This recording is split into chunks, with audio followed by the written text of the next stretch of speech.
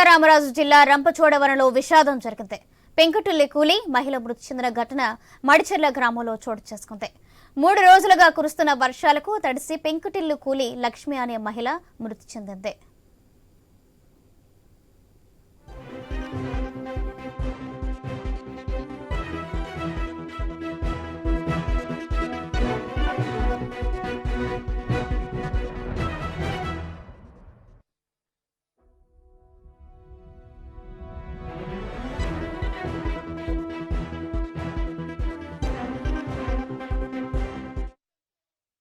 అల్లూరి సీతారామరాజు జిల్లా రంపచోడవరంలో విషాదం జరిగింది.